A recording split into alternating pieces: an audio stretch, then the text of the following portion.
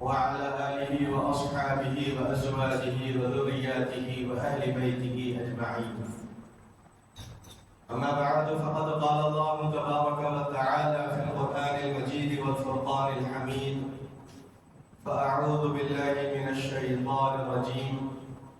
بسم الله الرحمن الرحيم. شهر رمضان الذي أنزل فيه القرآن هدى للناس وبينات من الهدى والفرقان. وقال الله تعالى: يا أيها الذين آمنوا كتب عليكم الصيام كما كتب على الذين من قبلكم لعلكم تتقون. صدق الله العلي العظيم وصدق رسوله النبي الكريم، ونحن على ذلك من الشاهدين والشاكرين، والحمد لله رب العالمين. محترم حاضرین کرام، معزز بزرگوں اور میرے دینی بھائیوں، ہم سب مل کر وجہ تخلیق کائنات سرور کون و مکان تاجدار مدینہ خاتم النبیین سید المرسلین شفیع المذنبین صلی اللہ علیہ وسلم کی خدمت میں درود شریف پڑھتے چلے. اللہم صلی علی سیدنا شفیعنا وحبیبنا ونبینا ومولانا محمد مبارک وسلم. اللہ تبارک و تعالی نے قرآن مجید و فرقان حمید کو ہم تمام کی ہدایت کے لیے نازل فرمایا. میرے اور آپ کے آقا حضور پرنور صلی اللہ علیہ وسلم کو رب العالمین نے رحمت للعالمین بنا کر مبعوث فرمایا.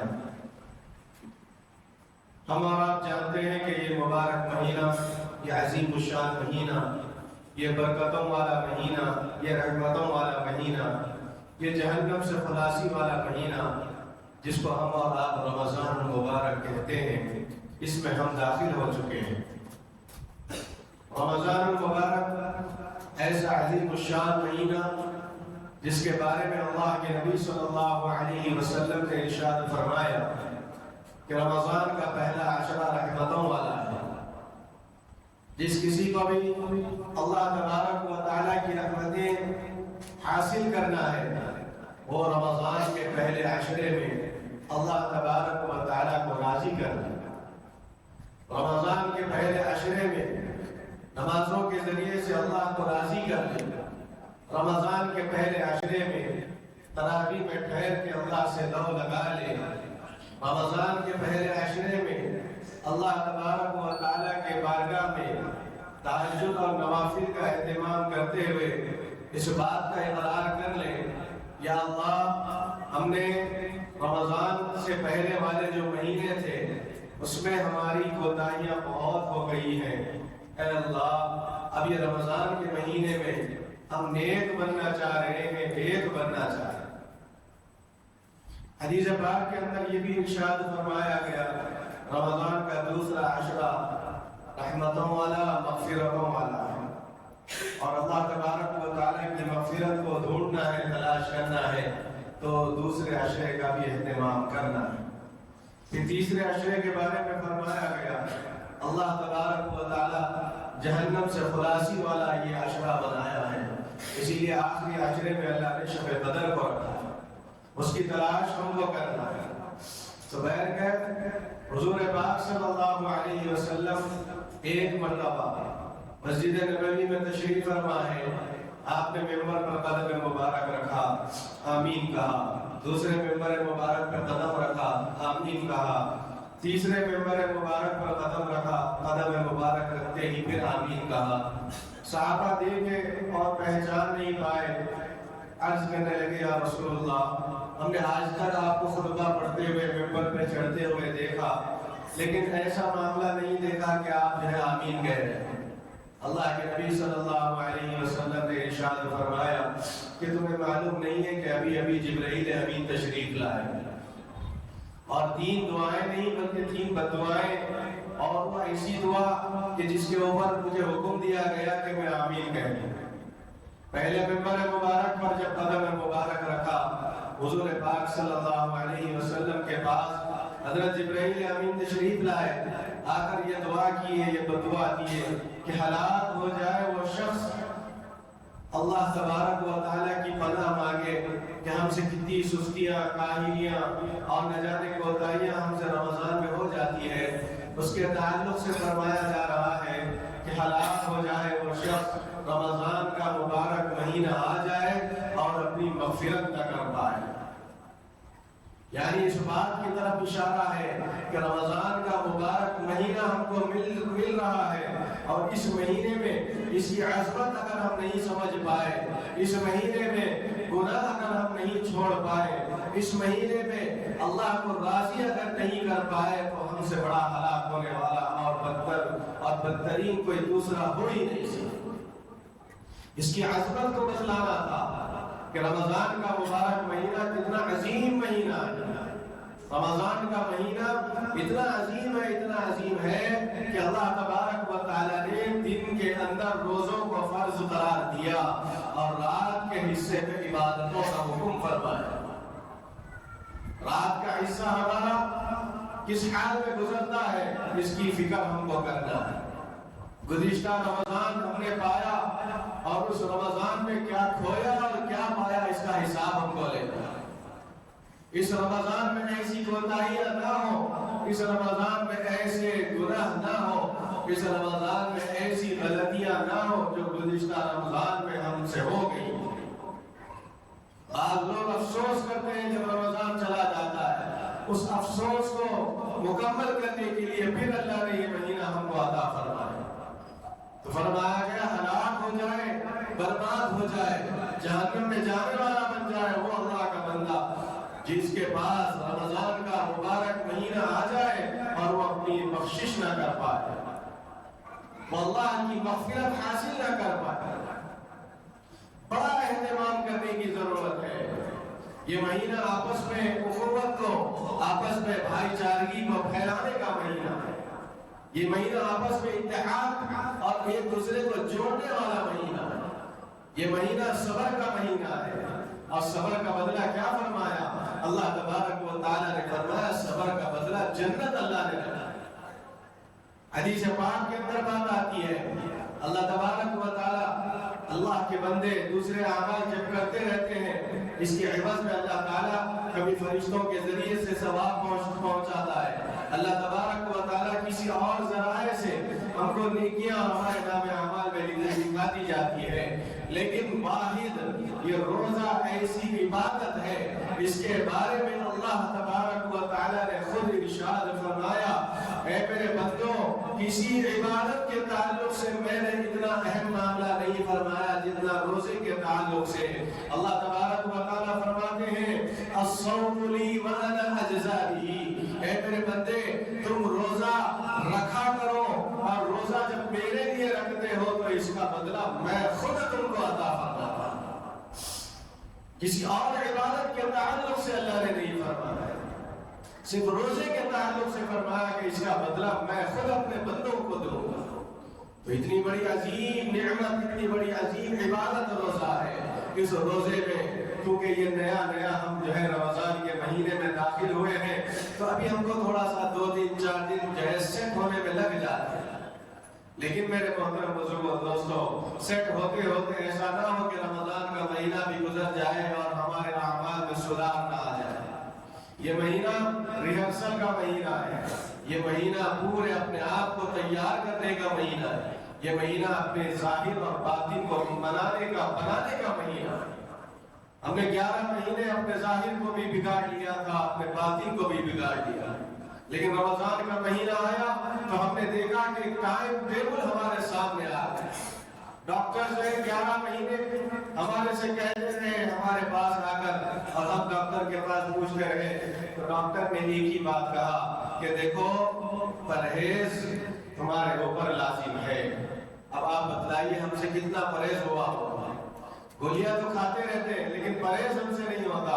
لیکن یہ مبارک مہینہ ہم کو ایک ایسے ٹائم ٹیبل کے اندر داخل کرتا ہے۔ ہم میں سے بہت سے لوگ ہیں جو صبح جلدی اٹھتے ہیں، کوئی جو ہے کاروبار کے لیے جاتے ہیں، کوئی ملازمت کے لیے جاتے ہیں، تو سب کا کھانے پینے کا ایک ٹائم ٹیبل الگ ہے۔ کوئی 7 بجے ناشتہ کرتا ہے، کوئی 9 بجے کرتا ہے، کوئی 11 بجے، کوئی الگ الگ طریقے سے کرتا ہے۔ لیکن اللہ نے ایک ایسا مہینہ ہم کو عطا فرمایا کہ کہ جس مہینے کے اندر اللہ نے سب کا ٹائم ٹیبل فکس کر دیا کہ دیکھو کھانے کا وقت ہے تو فجر سے پہلے کھانے کا وقت ہوگا، اور پھر جو درمیانی جو وقت ہے ہم کو جو ہے ہمارے جسم کے اندر کئی بیماریاں ایسی آ گئی جو ہم جو ہے پرہیز نہیں کریں، جس کی وجہ سے بیماریوں کا گڑھ ہمارا جو ہے پیٹ بن گیا تھا۔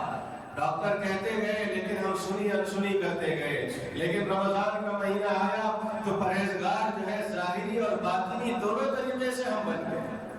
رمضان کا پہلا جمعہ، اس جمعے کی عظمت اور رفعت یہ ہے کہ رمضان روزے کی افضلیت کو بتا رہا ہے اور انسان کو پاکیزہ بناتا ہے، اس کے اعمال کو پاکیزہ بناتا ہے، اس کے عادات و اطوار کو پاکیزہ بناتا ہے، اس کے جو ہے ظاہری اور باطنی دونوں چیزوں کو پاکیزہ بناتا ہے۔ اسی لیے فرمایا گیا کہ ڈاکٹرز نے تحقیق کر کے اس بات کو بتلایا کہ رمضان کا مہینہ جیسے آتا ہے انسانوں کے جسم کا بالکل پورا معاملہ سیٹ ہو جاتا ہے، وہ اس لیے کہ غیر ضروری طور پر انسان کھاتا پیتا نہیں ہے، غیر ضروری طور پر انسان جو ہے اپنے اعمال کو، اپنی زندگی کو دوسرے چیزوں میں لگاتا نہیں ہے، اس کے اندر وہ ٹائم ٹیبل میں آ جاتے ہیں۔ فجر کا وقت ہوتا ہے نماز پڑھ لیتے ہیں، کچھ عبادتیں تلاوتیں کر لیتے ہیں، تھوڑا سا سو جاتے ہیں، پھر اٹھتے ہیں، تو یعنی یہاں سے فجر سے لے کے آفتاب طلوع ہونے سے لے کر غروب آفتاب تک ہم کو ایک ٹائم ٹیبل کے اندر ہم آ گئے۔ اس کا مقصد یہی ہے، اللہ تبارک و تعالیٰ بتلانا چاہتا ہے دیکھو میرے بندو، میں تمہارے جسم کا بھی خیال کرتا ہوں، تمہاری صحت کا بھی خیال کرتا ہوں، تمہارے اعمال کا بھی خیال کرتا ہوں، لیکن کیا تم نے کبھی میرا خیال کیا ہے؟ لوگوں نے پوچھا اللہ کا خیال کیسے کیا جائے؟ تو فرمایا گیا میں تو دنیا کے اندر تم کو کس لیے پیدا کیا تھا؟ وَمَا خَلَقْتُ الْجِنَّ وَالْإِنسَ إِلَّا لِيَعْبُدُونِ، میں نے تمہیں کھانے پینے، زندگی گزارنے، عیش و عشرت کے لیے دنیا میں تو نہیں بھیجا تھا، لیکن میں نے تمہیں اس لیے بھیجا کہ تم جو ہے میری عبادت کرو۔ جنات کو، انسان کو اللہ تبارک و تعالیٰ نے محض اپنی عبادت کے لیے پیدا کیا تھا۔ یہ تو رب کا بڑا فضل ہے، کرم ہے کہ اس نے ہم کو جو ہے کھانے کا بھی، پینے کا بھی، چلنے کا بھی، پھرنے کا بھی، اٹھنے کا، معاشرتی زندگی گزارنے کا، رشتہ داریوں کو نبھانے کا، یہ پورے حقوق اللہ نے اس کے اندر شامل فرما دیے۔ اگر اللہ 24 گھنٹے کا نظام دے دیتا تو ہماری زندگی کا عالم کیا ہوتا تھا؟ کبھی ہم نے سوچا؟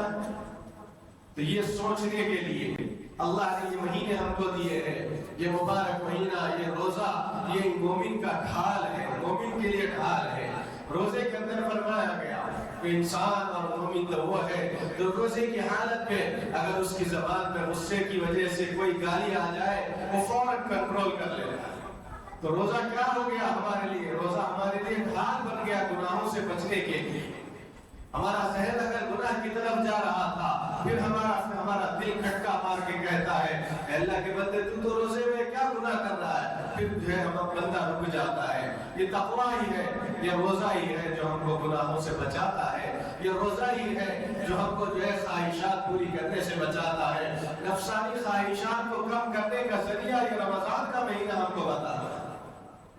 دو صحابہ اکرام رضوان اللہ تعالی علیہ مجمعین اللہ کے نبی صلی اللہ علیہ وسلم کے پاس آئے اور آ کر اسلام قبول فرمایا۔ حضرت طلحہ رضی اللہ تعالیٰ عنہ اس کے راوی ہے، اللہ کے نبی صلی اللہ علیہ وسلم نے کہ سامنے جب دو صحابی آئے اسلام قبول کر لیے، اس کے بعد ایک صحابی بڑی تیزی والا معاملہ کرتے تھے، ہر چیز میں، ہر عبادت میں ان کے پاس تھوڑی سی چستی تھی، تھوڑی سی ان کے پاس جو ہے تیزی تھی اور طاقت و قوت کا بھی مظاہرہ کرتے تھے، اور اچانک جو ہے غزوے میں ان کا نام بھی آ گیا اور غزوے میں شامل ہو گئے اور اللہ کے دین کے خاطر لڑتے لڑتے لڑتے لڑتے شہادت کا جام نوش فرما لیا۔ عبادتوں میں سب سے تیز ہے، سب سے آگے ہے، لیکن دوسرے جو ان کے دوست تھے، ان کے جو صحابی ساتھ میں اسلام قبول کیے تھے، وہ تھوڑی تھوڑی عبادت کرتے تھے اور مکمل طریقے سے عبادت کرتے تھے، اور وہ یہ صحابی کے مکمل 1 سال کے بعد ان کا بھی جو ہے اس دنیا سے پردہ فرما گیا، اس دنیا میں جو ہے وہ بھی وفات پا گئے، ان کا بھی جو ہے اللہ تبارک و تعالیٰ کے راستے میں ان کی بھی جان چلی گئی۔ البتہ حضرت طلحہ رضی اللہ تعالیٰ عنہ فرماتے ہیں خواب میں اللہ تبارک و تعالیٰ نے 2 صحابہ اکرام رضوان اللہ تعالیٰ علیہ مجمعین کو دکھایا، اور وہ خواب اللہ کے نبی نبی صلی اللہ علیہ وسلم کے پاس آ کر حضرت طلحہ رضی اللہ تعالیٰ عنہ بیان فرما رہے ہیں. اللہ کے نبی صلی اللہ علیہ وسلم کے پاس پورا خواب سنانے کا حکم دیا گیا تو حضرت طلحہ رضی اللہ تعالیٰ عنہ بیان فرما رہے ہیں یا رسول اللہ صلی اللہ علیہ وسلم میں نے ایک صحابی کو دیکھا اور دونوں بھی صحابہ کو دیکھا, دونوں بھی برابر کے اسلام قبول کیے اور دونوں بھی بیک وقت اسلام قبول کرنے کے بعد ایک صحابی جو زیادہ عبادتوں میں تیزی تھی, زیادہ عبادتیں کرنا چاہتے تھے, کرتے بھی تھے اور غزوے میں گئے اور جو ہے اپنی جان اللہ کے راستے میں خرچ کر دی, وہ بھی جو ہے جنت کے دروازے پہ ٹھہرے ہوئے ہیں. اور ایک سال کے بعد جو صحابی ہے وہ بھی جنت کے دروازے پہ ٹھہرے ہوئے ہیں. اچانک میں یہ دیکھ رہا ہوں یا رسول اللہ صلی اللہ علیہ وسلم بعد میں جو صحابی گئے وہ شہادت کا جام تو نوش نہیں فرمائے تھے, لیکن یا رسول اللہ صلی اللہ علیہ وسلم جنت کا داروغہ باہر آیا اور آ کر وہ صحابی رسول صلی اللہ علیہ وسلم کو جنت کے دروازے میں داخل ہونے کا حکم صادر فرما دیا. اور پھر اس کے بعد وہ صحابی جو سب سے پہلے جو ہے اس دنیا سے چلے گئے ان کو روک لیا گیا. اللہ کے نبی صلی اللہ علیہ وسلم کے پاس جب یہ خواب سنایا گیا, حضور پاک صلی اللہ علیہ وسلم سارے صحابہ بھی بیٹھے ہوئے تھے تو عرض کرنے لگے اس میں پریشان ہونے کی بات کیا ہے, مسئلہ کیا ہے یہ بتاؤ. تو کہنے لگے جو اللہ کے راستے میں بھی گئے اور جو ہے عبادتیں بھی زیادہ کر دیے, پھر جو ہے شہادت کا جام بھی نوش فرمائے, لیکن جنت میں پہلے جانا چاہتے, پہلے یہ جانا تھا لیکن ان کا نمبر بعد میں آیا, یہ مسئلہ ہم کو سمجھ میں نہیں آیا. اللہ کے نبی صلی اللہ علیہ وسلم نے ارشاد فرمایا تمہیں معلوم نہیں ہے جب ایک سال کا جو عرصہ گزرا ہے اس کے اندر یہ دوسرے صحابی کے اعمال کیوں نہیں دیکھتے, ان کے اعمال دیکھو, ان کے سجدے کتنے تھے ہوں گے, ان کے رکوع کتنے تھے ہوں گے. انہوں نے رمضان کا مبارک مہینہ اگر پا لیا ہے تو رمضان کے مبارک مہینے میں انہوں نے جب عبادتیں اللہ کی بارگاہ میں کی ہے تو اللہ کیسے جو ہے ان کو بعد میں بھیجے گا. تو اسی لیے فرمایا گیا رمضان کا ایک سال, رمضان کو ملاتے ہوئے ایک سال جب دوسرے صحابی نے پایا, اسی لیے ان کا نمبر جنت میں جانے کے لیے پہلے پکارا گیا. تو اس بات کی علامت ہے کہ رمضان کا مبارک مہینہ انسانوں کو جنت میں لے جانے کے لیے تیزی والا معاملہ پیدا کر دیتا ہے. اب یہ رمضان کا مبارک مہینہ ہمارے سامنے آیا, اب اس مہینے میں ہماری عبادتیں کیا ہیں, ہم کتنا جو ہے ہم تراویح میں ایک دن دو, آج جو ہے دوسرا تیسرا دن تیسری تراویح ہے اور بہت سے بچوں کو ہم دیکھ رہے ہیں کہ بھائی تراویح کیوں نہیں پڑھتے اور شوق ہوتا ہے ان کا 3 پارے 5 پارے پڑھنے کا. آپ پڑھیے, ضرور پڑھیے, قرآن جتنا آپ سنتے جائیں گے اتنا ہی لطف آ جائے گا, اتنی زندگی میں تبدیلی آ جائے گی. قرآن کے تعلق سے فرمایا الا بذکر اللہ تطمئن القلوب, اللہ تبارک و تعالی دلوں کے حال جانتا ہے. آپ بتلائیے کس کے دل پر سب سے زیادہ مطمئن ہے, آپ بتلائیے. ہر آدمی اضطرابی کے عالم میں, ہر آدمی جب اپنے آپ میں بیٹھتا ہے دلوں میں بے چینی ہے, بے قراری ہے, دل ہمارے مطمئن ہی نہیں ہے. تو فرمایا گیا دلوں کا اطمینان اگر چاہتے ہو اللہ کے کلام کو کھولو, دلوں کا اطمینان اگر چاہتے ہو اللہ رب ذوالجلال کے اس کلام کو پڑھو, کیونکہ یہ کلام ایسا کلام ہے, اس کلام کے بارے میں فرمایا گیا لو انزلنا هذا القرآن على جبل, اللہ تعالیٰ اگر اس کلام پاک کو پہاڑوں پہ نازل فرماتے تو تم دیکھ لیتے اپنی آنکھوں سے لرأيته خاشعا متصدعا من خشية اللہ, اللہ کے ڈر اور خوف کی وجہ سے یہ پہاڑ ریزہ ہو گیا. اللہ نے اس کا مقام کہاں بنایا, کلام پاک کا مقام اللہ نے دلوں کو چنا. یہ جو حفاظ کرام جو آج پوری دنیا کے اندر اللہ کے کلام کو سنا رہے ہیں, پوری دنیا کے سامنے قرآن کا پیغام بتا رہے ہیں, قرآن کو پڑھا جا رہا ہے, قرآن کو سنا جا رہا ہے. نوجوانوں قرآن پڑھنا ہے, سننا ہے تو سنو, لیکن میرے محترم بزرگوں دوستوں قرآن کی بے ادبی مت کیا کرو. جا رہے شوق سے 5 پارے 6 پارے 10 پارے سننے کے لیے, لیکن یہ کیا بے ادبی ہے. امام صاحب بیچارے ٹھہر کے پوری قرآن بڑی بڑی رکعتیں پڑھ رہے ہیں, کیا ان کے پیر نہیں دکھتے, کیا ان کا حلق نہیں سکتا, لیکن مصلیوں کے لیے بڑے آرام کی چیزوں کا انتظام کیا جاتا ہے. بیچوں میں 4 نمازوں میں بعض مسجدوں میں دیکھ رہے جوس کا اہتمام ہوتا ہے, پانی کا اہتمام ہوتا ہے. یہ سارے لوازمات کس کے لیے کیے جا رہے ہیں, یہ ہم اور آپ کے لیے کیے جائیں، اس لیے کہ آپ اللہ کے مہمان ہیں، اللہ کے گھروں میں آئے ہیں، قرآن کو سنیں، اہتمام کے ساتھ سنیں۔ بہت سے بچوں کو ہم دیکھ رہے ہیں کہ قرآن مسجد پہ چل رہا ہے، تراویح چل رہی ہے، اور ان کو فکر ہے تو کس بات کی؟ ان کو یہ فکر ہے کہ آئی پی ایل پہ اسکور کیا ہے، وہ اپنے موبائل پہ دیکھنا شروع کر دیں۔ کتنی بڑی بے ادبی کی بات ہے، اللہ کے گھر میں بیٹھے ہوئے ہیں۔ اس گھر کے بارے میں فرمایا گیا پوری دنیا کے اندر جو جگہ اللہ کو پسند ہے وہ مسجدوں کی جگہ ہے، پوری دنیا کے اندر جو جگہ اللہ ناپسند فرماتا ہے وہ بازار ہے، اور بازاروں میں بیٹھ کر کیا معاملے ہو رہے ہیں؟ وہ تو بازار کے اندر اللہ کی امان میں آ جائے، وہاں تو جھوٹ، وہاں فساد، وہاں نہ جانے دھوکہ دہی، نہ جانے کیا کیا حالات پیش آ رہے ہیں۔ لیکن اللہ کے گھر کو تو چھوڑو، اللہ کے بعد اللہ کے گھروں کے اندر بھی آئی پی ایل بچے دیکھ رہے ہیں، میچ دیکھ رہے ہیں، واٹس ایپ پہ لگے ہوئے ہیں، فیس بک پہ لگے ہوئے، انسٹاگرام پہ چیٹنگ چل رہی ہے۔ بعض کو ہم نے یہ دیکھا اللہ کے گھروں میں خدمت کر رہے ہیں تو اس کو بھی جو ہے انسٹاگرام پہ ڈال دیتے ہیں۔ بھائی میرے بھائی، اللہ کے واسطے یہ جو عبادتیں ہم کر رہے ہیں اس کو تو چھوڑو، کم سے کم اللہ ہے، کم سے کم اس کا معاملہ اللہ سے جوڑ دو، اللہ کے بینک میں فکس ڈپازٹ کر دو۔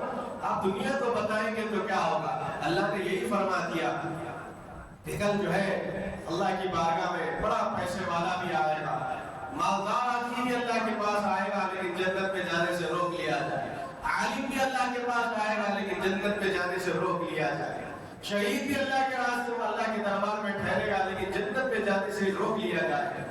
لوگ پریشان ہو جائیں گے، اس کے اعمال سارے بڑے ہوئے ہیں، سب دکھ رہا ہے، بڑا نمازی ہے، بڑا جو ہے حاجی ہے، حج پہ حج 4 6 حج کیا ہے، اور عمروں کا تو کوئی حساب ہی نہیں ہے، عمرے پہ عمرے، عمرے پہ عمرے سب جو ہے اس نے کر دیے، لیکن جنت میں جانے سے کیوں روکا گیا؟ اللہ تبارک و تعالی ہم تمام کو بغیر حساب کتاب کے جنت میں داخلہ فرمائے، سب آمین کہیے۔ تو پوچھا گیا فرشتوں سے کہ ان کو کیوں روکا گیا؟ یہ تو مالدار بڑا سخی، پوری دنیا کے اندر اس کا شمار بڑے بڑے لوگوں میں ہوتا تھا، رمضان آتا تو اس کے گھر کے سامنے لمبی لائنیں لگی ہوئی رہتی، یہ صدقہ، خیرات، زکات لمبی لائنوں میں لوگوں کو بلا کے بانٹا کرتا تھا۔ سوشل میڈیا پہ اس کے بڑے چرچے تھے، لوگوں کا بھی بڑا مشہور تھا کہ پورے محلے کے آدمی لوگوں کے غریبوں کی مدد کرتا تھا، لیکن ایسے بندے کو بھی جنت میں جانے سے کیوں روکا گیا؟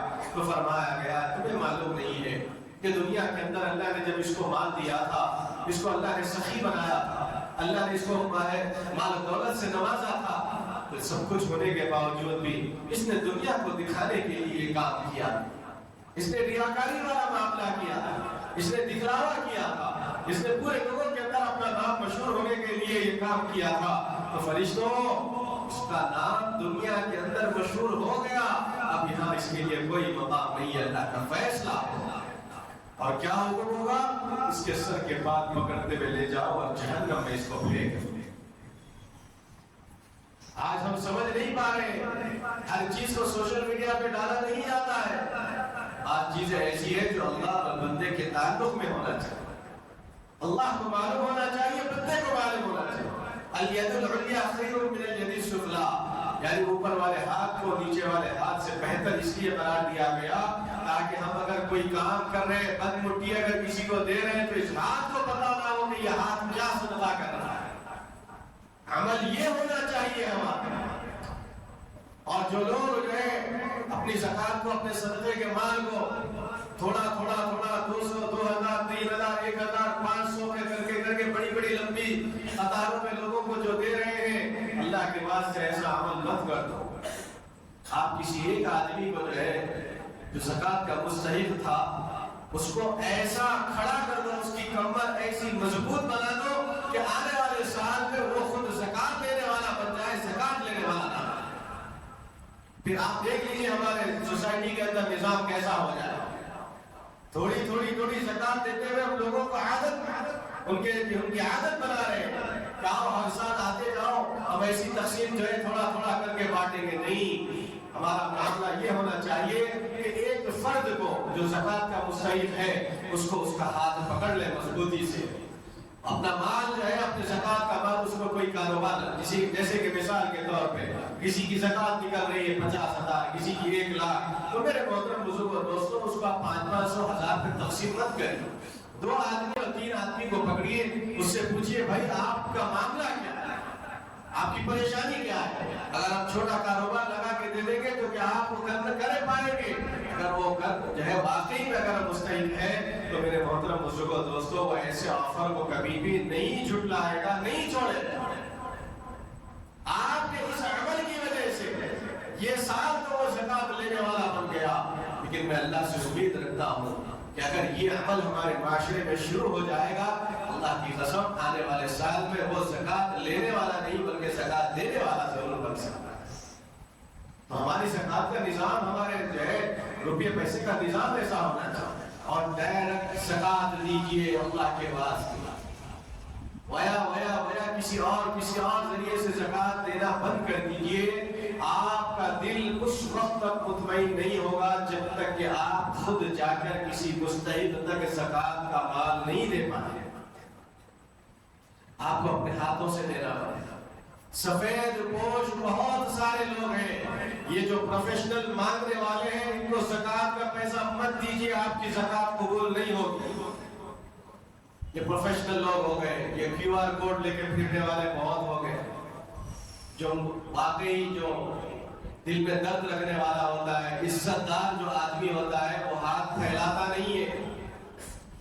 اپنے کسی دوست کے ذریعے سے اس کی کیفیات حاصل کریے، اپنے بھائی سے اس کی کیفیات حاصل کریے، اپنے بہنوں کی خبر لیجئے. آج دنیا کے لوگوں کو بانٹا جاتا ہے گھروں کے اندر، بھائی بہن کے گھر جو ہے غربت میں گزر رہے ہیں، وہ ہمیں معلوم نہیں. کبھی اپنے بھائی بہنوں کے گھروں کا چکر لگا دیجئے، اچانک چلے جائیے، دیکھ لیجئے وہ کیسی زندگی گزارتے ہیں. اگر آپ فون کر کے جائیں گے تو گھر کو سنوار دیں گے، اچھی چیزیں رکھیں گے، آپ کے لیے کھانے کی اچھی چیزیں لا کے رکھیں گے. لیکن آپ اچانک چلے جائیں گے تو آپ کو ان کی زندگی کا، اصل زندگی کا اندازہ ہوگا. میرے محترم بزرگوں دوستوں، یہ وقت حالات حاضرہ کی سب سے بڑی کڑوا سچ ہے. یہ آپ اپنے گھر کے حالات نہیں بدل پا رہے، دنیا کو کیا جو ہے حالات بدلے. لہذا میری گزارش ہے، رمضان کا یہی پیغام پوری امت مسلمہ کے نام یہی ہے کہ دیکھو یہ مہینہ آپس میں غم بانٹنے کا مہینہ ہے. یہ رمضان کا پہلا جمعہ یہ اس بات کا اعلان کر رہا ہے، آپ اگر اچھی سحری کھا رہے ہیں، اچھا افطار کر رہے ہیں، کیا آپ کے بھائی بہن اسی طرح سے سحری اور افطار کر رہے ہیں؟ کیا آپ کا پڑوسی کیا اسی طرح سحری افطاری کر رہا ہے؟ کیا آپ کے رشتہ دار اور ہمارے رشتہ دار کیا اسی طرح سحری اور افطاری کر رہے ہیں؟ رمضان پورے لوگوں کے ساتھ مل جل کے بیٹھ کے کھانے کا، ان کی خبر گیری کرنے کا مہینہ. صحابہ اکرام رضوان اللہ تعالی علیہ اجمعین اپنی پوری زندگی اللہ کے راستے میں خرچ کر دیے. رمضان کے مہینہ آنے سے پہلے ہی اپنے معاملات میں سدھار پیدا کر لیتے. آج بھی کئی لوگوں کے پاس قرض لگا ہوا ہے، پیسے ہونے کے باوجود بھی وہ سامنے والے کو اپنا قرضہ ادا نہیں کرتے. وہ جہنم کی آگ اپنے پاس بھر رہے ہیں. آپ کے پاس اگر اسباب آ گئے قرضہ واپس کرنے کے، آپ لوٹا دیجئے. سامنے والا لکھپتی کھرپتی جیسا بھی ہے کوئی بات نہیں. میں بارہا کہتا ہوں کہ قرضدار یعنی قرضے والے ہو کر اس دنیا سے مت جائیے. اللہ کے نبی صلی اللہ علیہ وسلم نے وعید فرمائی اور اپنے زندگی کے اندر یہ عمل کر کے بتلایا کہ جو آدمی مقروض ہو کے مرتا ہے، اللہ کے نبی صلی اللہ علیہ وسلم نے اس کی نماز جنازہ نہیں پڑھائی. اور مرنے کے بعد اس کے وارثین لوگوں کے اندر اعلان کر دے کہ بھئی ہمارے والد یا ہمارے رشتہ دار اگر مر گئے، اگر ان کے اوپر کوئی قرض باقی ہے تو اس کا قرض ادا کر دینا چاہیے، ورنہ اس باقی قرضے کی وجہ سے اس کی قبر میں جو ہے اللہ تبارک و تعالیٰ راحت نہیں عطا نہیں فرما.